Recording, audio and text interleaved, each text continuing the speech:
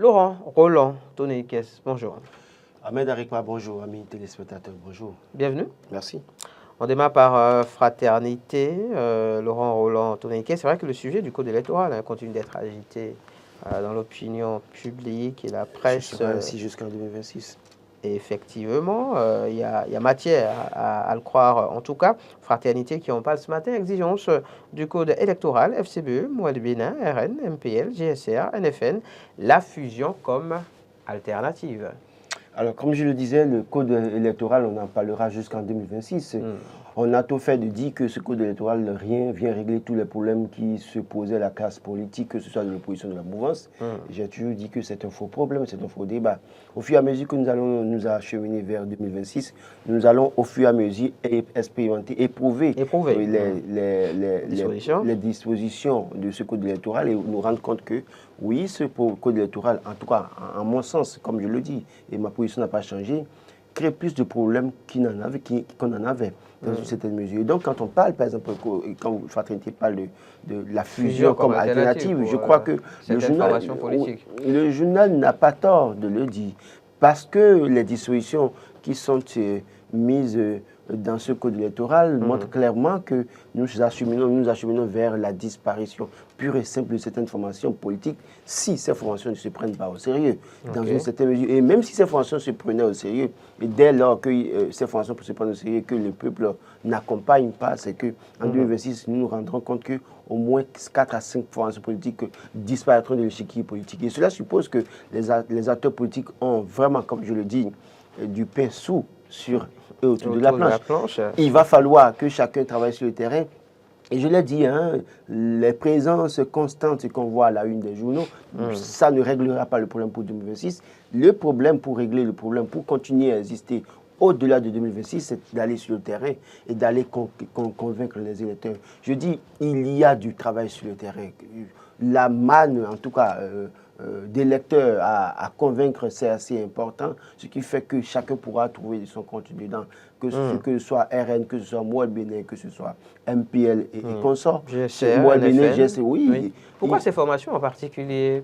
Ces formations en particulier parce que malheureusement aujourd'hui on est dans une posture où, en dehors du parti FCBE qui contrôle 6 mairies dans une certaine mesure, les autres formations n'ont aucun élu, en tout cas à quelque niveau que ce soit au plan communal, que ce soit au plan local, que ce soit au plan législatif, ils n'ont ces partis politiques n'ont aucun élu, donc ça pose un problème.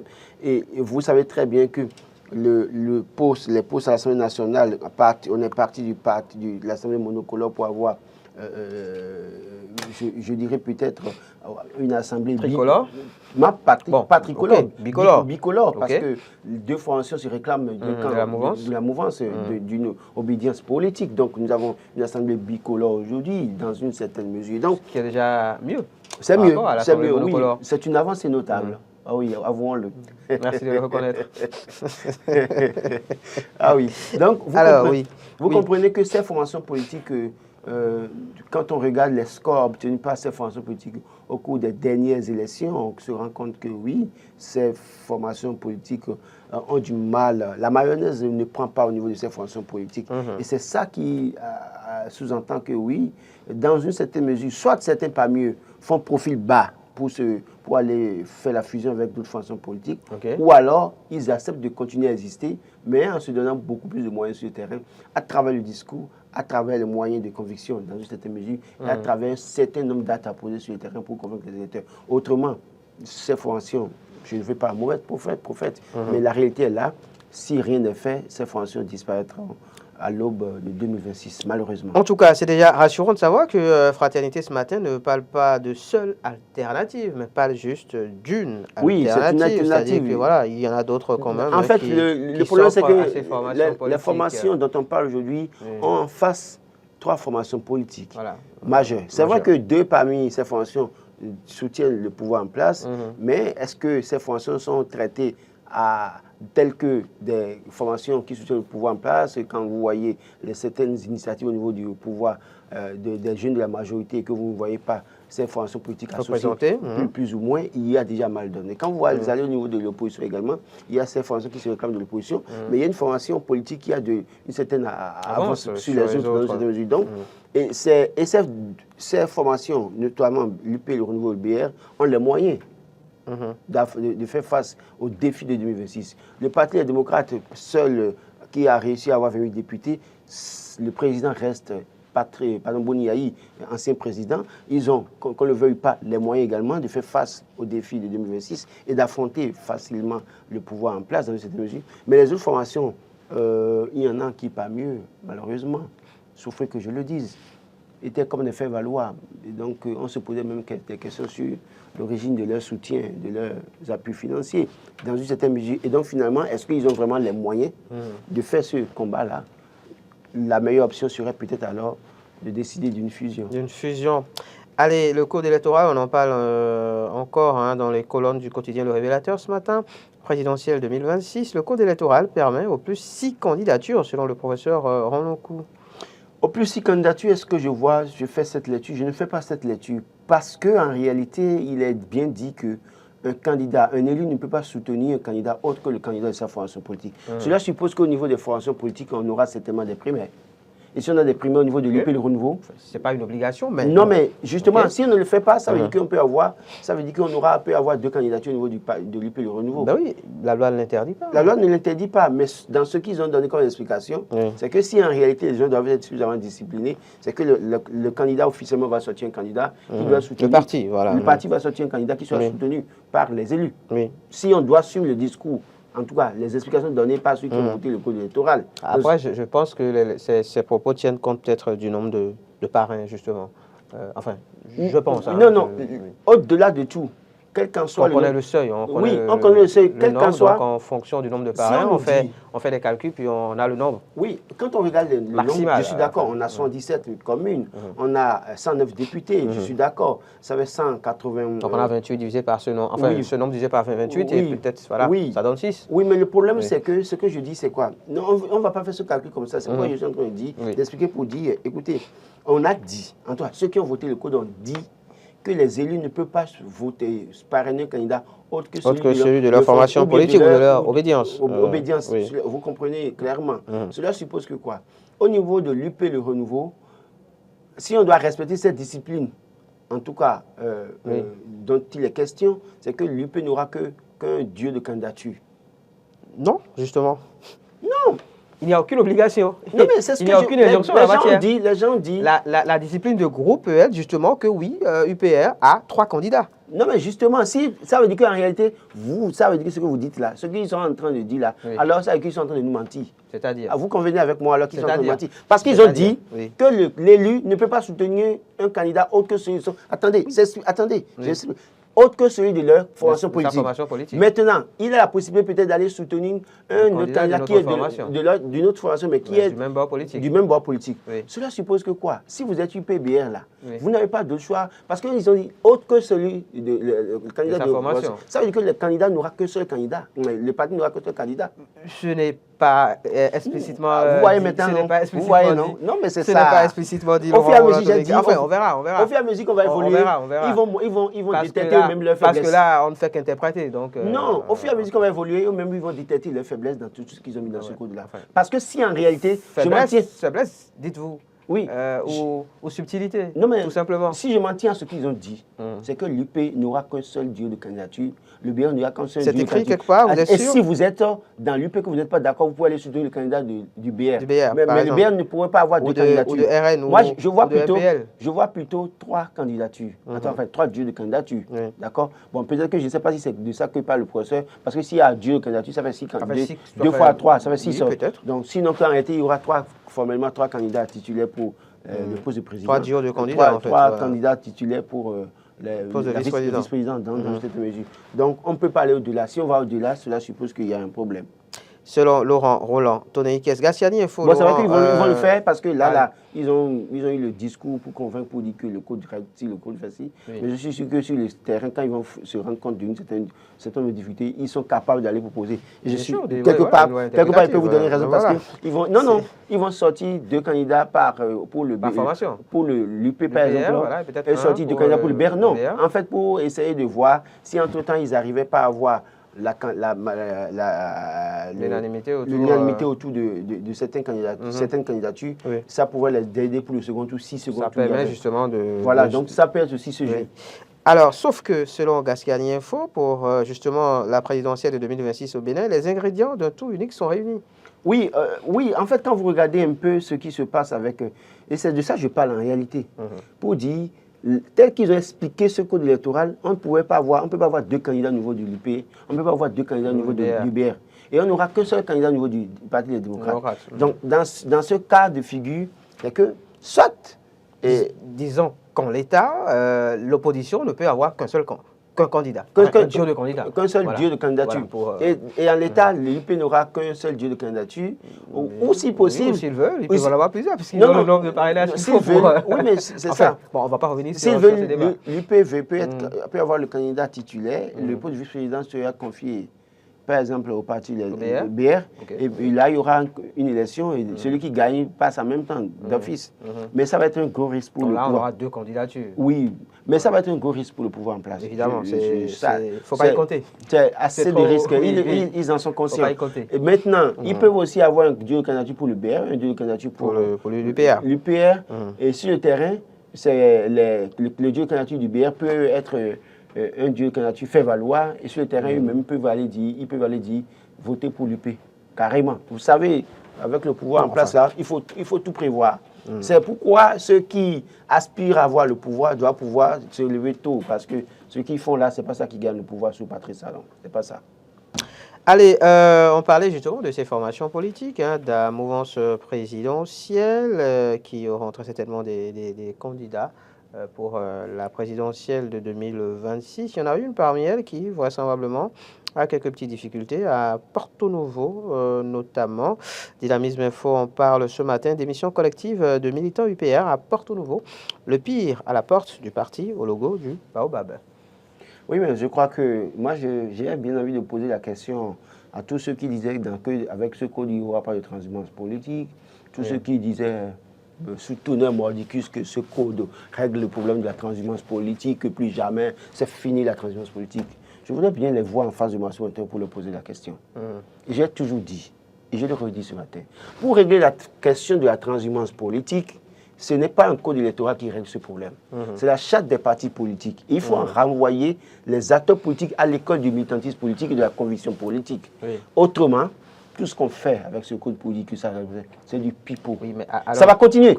La preuve, on a voté le code quand? Que ce soit au niveau du code électoral ou même la charte des partis politiques, Laurent Roland Tonneikes, soutenez-vous qu'il faille empêcher des citoyens, membres d'une formation politique, de décider de sortir de la formation politique?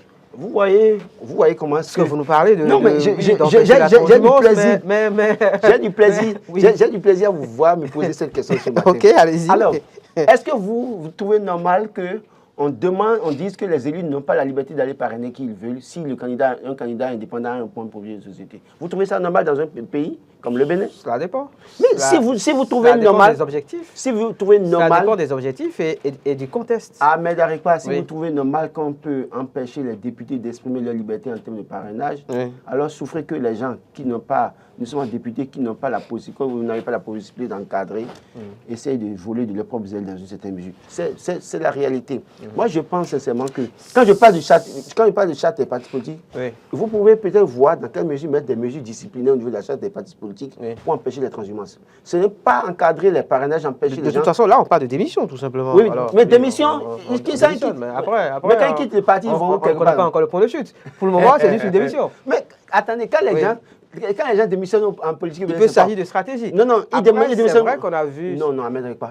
C'est pas stratégie. D'ici 2026, là, vous avez beau chanter, crier que le code électoral empêche les transhumances, vous en aurez tellement que vous allez comprendre. Je pense sincèrement que, dans une certaine mesure, il faut que les gens, parfois, quand ils veulent donner des explications, parce qu'ils veulent toujours à tout prix montrer qu'ils ont raison, qu'ils s'asseyent d'abord et qu'ils étudient ce dont ils veulent parler minutieusement. Parce que ça ne fait pas encore un mois, on nous a chanté, partout, sur tous les médias, que oui, le code empêche la transhumance politique. Mais ça n'empêche pas, si vous êtes parti d'une formation politique là, en quoi le code vous engage si vous n'êtes pas candidat? Vous pouvez facilement quitter le parti pour aller ailleurs. Après, je vous sais assez intelligent pour comprendre, Laurent Roland-Tonniquet, sur la question de la transhumance, que cela peut, comment dire, être combattu à plusieurs niveaux. Donc, on peut combattre cette question au niveau, par exemple, du parrainage, de l'Assemblée nationale, sans pouvoir le combattre réellement au niveau des formations politiques. On peut mener ce combat à plusieurs niveaux. Je vous dis. Donc, souffrez que certains estiment que oui, ce code permet de régler le problème de la transhumance à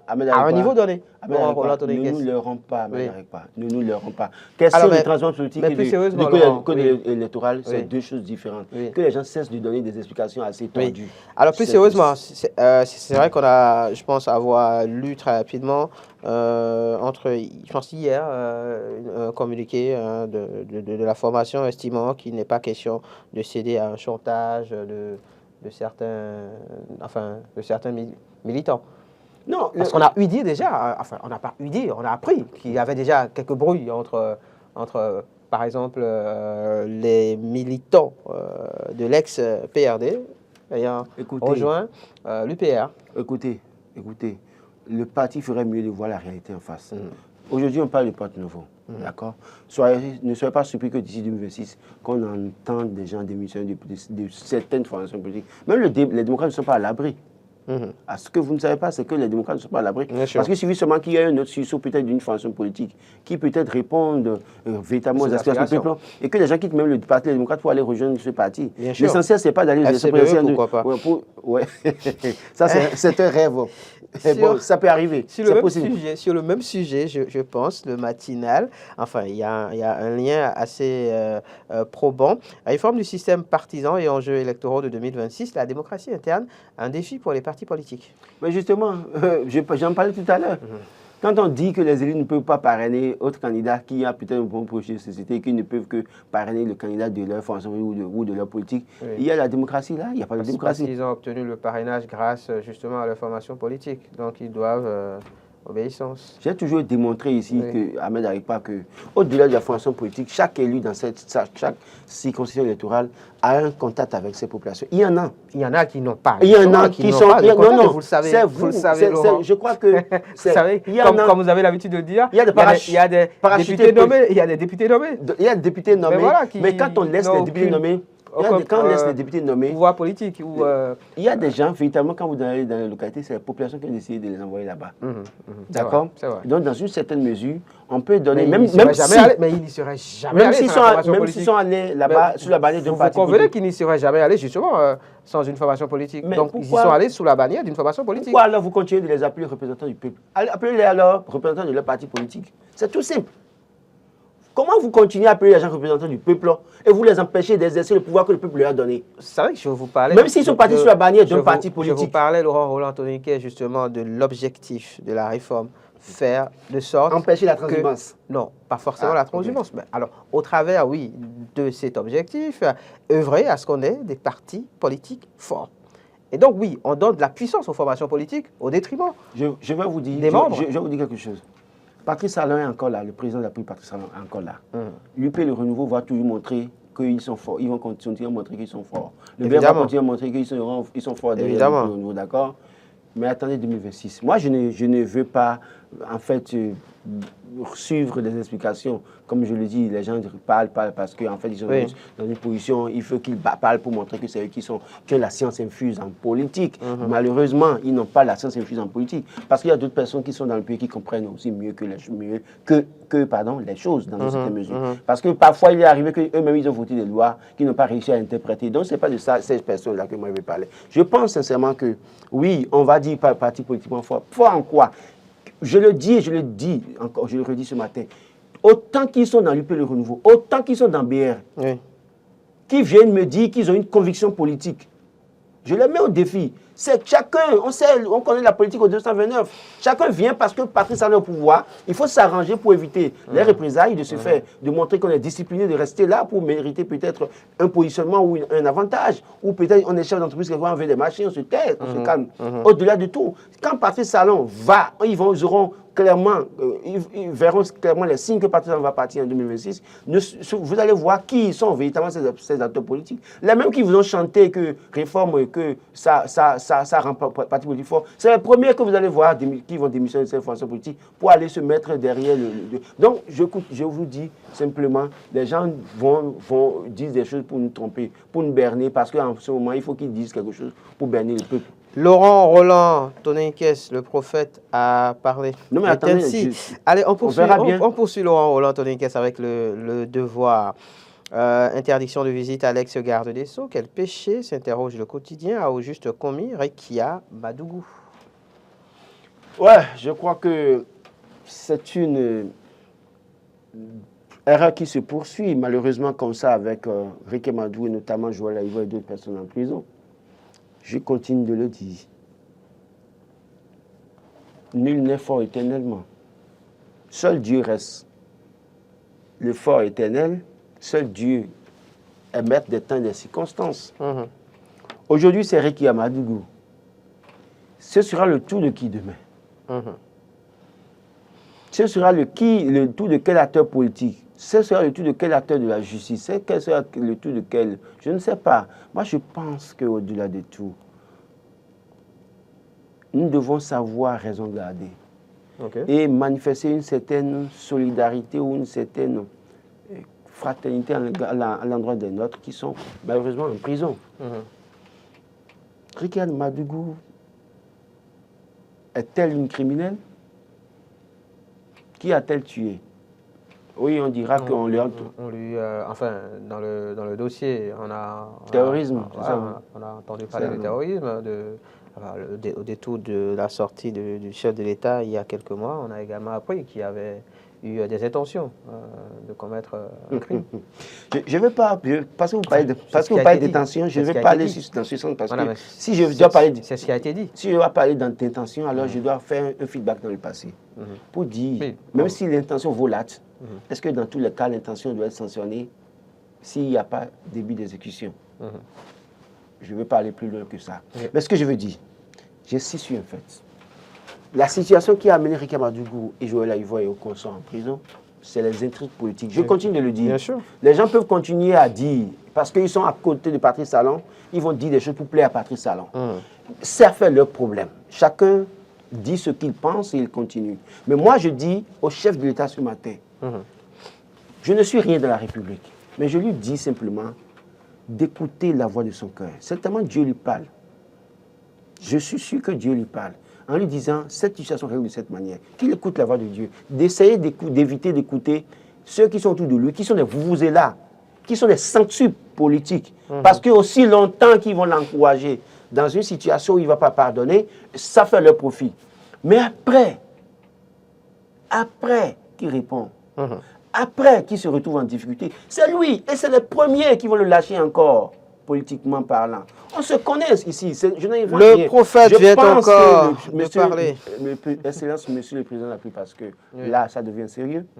Je vous suggère que vous écoutiez la voix de votre cœur, que vous écoutiez la voix de Dieu qui vous passe certainement chaque matin concernant cette situation. C'est très important. Et je le dis toujours, choisissez le bon timing pour poser les bons actes. Parce qu'à un moment donné, vous allez poser l'acte que vous auriez dû poser depuis. Vous allez poser, ça n'aura pas d'effet, ça n'aura aucun sens. C'est très important. Rekia Madougou a posé des actes politiques dans une certaine mesure qu'on a, la justice a dit que c'est du terrorisme. Joël Aïvo, on a parlé de blanchiment de capitaux. D'accord. Mais après tout, qu'est-ce qu'on peut faire? Moi, je crois qu'il y a toujours une marge de manœuvre. Et le pouvoir en place dispose de... Parce que le chef de l'État a des prérogatives, en tout cas, amnistie ou grâce présidentielle. Les députés à qui, à sa cause du Parlement monocolore, ont voté une loi qui lui permet de faire ce truc-là. Mais aujourd'hui, il a beaucoup de leviers. Suspendre l'exécution d'une peine.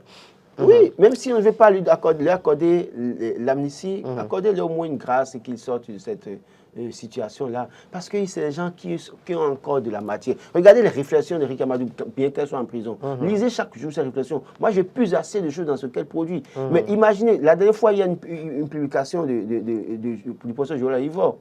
Mais quand j'ai lu la publication, je dis, oui, mais celui-là, sa place n'est pas en prison. Étant donné qu'il n'a pas encore pris une arme, qu'il a tué quelqu'un, bon, souffrez que je le dise comme ça. Mais comprenez, nous sommes sur un terrain politique. Et j'insiste sur un fait, et je l'ai toujours dit. Évitons que demain, les enfants de l'autre peut-être se disent après, tu te rappelles, c'est ton père qui a mis mon père en prison, ou c'est ta mère, ou bien c'est ton oncle qui a mis mon père. Non, en réalité... Vous savez que dans le cas d'espèce, ce n'est pas le chef de l'État qui a mis non, en prison. Non, donc on ne va pas aller sur ce terrain. Je ne dis pas que c'est le chef de l'État. Quand ils disent ton père, j'ai dit, je parle à tous les niveaux. Tous ceux qui, à un moment donné, ont contribué. Des gens qui sont allés faire témoignage contre Joël Ivor, là. Ces collègues-là, c'est pas eux, on peut pas les... Eux, ils ont les responsabilités. Ceux qui sont allés dire à Ricky a dit que des gens sont venus la voir. Mais ceux qui sont venus dire après que c'est faux, que Ricky a, et puis après les messages qui sont sortis là, vous pensez qu'ils n'ont pas de responsabilité? En son temps, ils seront tous coupables devant l'histoire. Je pense que, pour une fois, je le dis encore, une dernière fois, je le dis encore, le chef de l'État ferait mieux d'écouter la voix de Dieu, plutôt d'écouter les la censure politique autour de lui, qui ont intérêt à maintenir les autres en prison. Après, ils vont le lâcher encore. Parce que vraisemblablement, vous entendez la voix de Dieu qui parle au chef de l'État, Laurent Roland-Tony Kess. Allez, on va poursuivre, on parle de notre sujet. L'événement du jour. Je sais que parfois, face à cette situation, vous écoutez la voix de Dieu. L'événement du jour, Laurent Roland-Tony Kess écrit mise en place du registre des Béninois de l'étranger. Talon veut accorder des facilités à la diaspora béninoise. Oui, faciliter la diaspora béninoise, attendons de voir de quoi est-ce que ça Béninois, voilà, on veut un registre des Béninois. Oui, déjà, c'est déjà une bonne nouvelle de savoir, de connaître le nombre de Béninois que nous avons à l'extérieur, de savoir où se trouvent ces Béninois et de les protéger. Bon, maintenant, écoutez, bonne chance. Bonne chance, dites-vous. Ouais. Performance mitigée des Guépards, c'est la fin donc de la trêve, enfin la fenêtre FIFA pour les matchs amicaux. Je n'ai pas compris. Mais les performances des Guépards, un mot là-dessus, c'est la fin. Oui, mais donc de cette fenêtre, les deux matchs ont été disputés. 10 matchs sans victoire? Oui. Je ne sais pas ce que Guénot a fait. Il est là, 10 matchs sans victoire. Et puis, on a vu des jeunes jouer. Hein. C'est ce que je disais. Je crois qu'au fur et à mesure que nous évoluons, l'équipe mise en place par Guénot me donne raison. C'est-à-dire que les jeunes qui sont positionnés, on voit ce qu'ils produisent comme jeu. Et on voit que les jeux sont finalement finis. Je suis finalement fini, quoi. Et donc, dans une certaine mesure, il faut s'en débarrasser. Il faut s'en débarrasser. Et faire en sorte que les jeunes, là, on les aligne au fur et à mesure pour les matchs internationaux, pour leur donner un fond de jeu. Et une équipe soudée qui va affronter, faire face aux défis des différents matchs. Autrement, le mélange qu'on fait là, ce mélange ne nous apportera rien. Les jeunes vont faire assez d'efforts, mais la lourdeur, la nonchalance des anciens ou de leurs aînés va contribuer à les limiter, on n'aura pas de victoire. Mais malheureusement, on dit qu'on veut aller à la Coupe du Monde, que l'objectif c'est la Coupe du Monde, alors que là, on n'a même pas, on ne gagne pas de match et on veut aller à la Coupe du Monde. Est-ce qu'on veut aller, on veut être, c'est qu'on va surfer sur les matchs nuls pour aller à la Coupe du Monde, pour devenir distributeur automatique de points. C'est ce que vous voulez? Moi, je pense que sincèrement, il faut qu'on se, comme on le dit, les Ivoiriens le disent, il faut sciencer quand même, s'il vous plaît. Le chef de l'État... Parce que c'est ce genre de sous qu'on prend pour les prendre l'avion, ils font le tour là. C'est l'argent du contribuable. On dit qu'on n'a pas l'argent pour d'autres trucs. Et on met autant d'argent dans ce truc-là. Et ça ne nous donne aucun résultat. Parfois, j'ai vu quelqu'un dans les fois pour dire, vous voulez suivre le match, achetez votre paracétamol, mettez ça à côté. Oui, moi, je pense que paracétamol ne peut même pas régler le problème. Il faut acheter du Doliprane quand vous voulez suivre les matchs, là, mettre ça à côté. Parce que vous risquez. Mais moi, les derniers matchs que j'ai suivis pour le Bénin, ça m'a rendu malade pendant 2 jours. Je vous donnerai un conseil un peu plus tard. Après l'émission, Laurent Roland-Tony Kess. On finit rapidement là-dessus. Le chef de l'État a renouvelé sa confiance à Soumaïla Yaya. à la tête de la police républicaine? Je crois que c'est... En général. Oui, Adrien hier, on en parlait sur le plateau, il disait que Soumaïla Yahya, dans une semaine, parce qu'il devait aller à la retraite. Et je lui disais non, mais que... Elle est toute proche. Je lui disais non, que pas qu'il faut se rappeler. Il y a d'autres qui sont à la retraite, mais qui sont maintenus pour là-dedans. C'est en général. Donc c'est vrai qu'en général, ne part réellement jamais à la retraite. Moi, ce n'était pas une surprise pour moi, parce que hier matin, je le disais, et puis à quelques heures après, j'ai vu qu'il a été confirmé, parce qu'il fallait le confirmer avant que... C'est vrai qu'il y a un nouvel adjoint. Oui, il fallait le confirmer avant que la date de sa retraite arrive. Donc, on a tout fait de le confirmer pour après... Après, il y a des réformes justement en cours qui doivent se poursuivre. Donc, on peut comprendre que le chef de l'État lui renouvelle sa confiance. Mais c'est bien. Oui. C'est bien. De toute façon, moi, j'aimerais aussi être à leur place, peut-être. Ben ouais, qui ne souhaiterait pas être... Parce que... Qui ne souhaiterait pas que le chef de l'État lui renouvelle sa confiance et le maintienne à un poste de responsabilité comme celui-là. C'est du bon et du beau, parce que la personne qui sort une liste de d'autres personnes qui ont fait 20 ans de service qu'on a mis à la retraite, va à la retraite dans quelques jours, mais on le confirme à son poste dans une certaine mesure. C'est du beau et du bon. C'est sa chance. Comme on le dit, c'est son soleil qui brille. Absolument. Vous faites bien de le préciser, Laurent Roland-Antonin Kess. J'ai coutume de dire que la vie, elle est injuste. La vie est injuste, il faut l'accepter. La vie n'est pas injuste, c'est les hommes qui sont injustes. Injuste sous l'angle de vue des la vie n'est pas injuste. Dis que la vie est injuste, c'est dire que Dieu est injuste. La vie n'a jamais été injuste, c'est les hommes qui sont injustes. La précision sous l'angle de vue des êtres humains que nous sommes.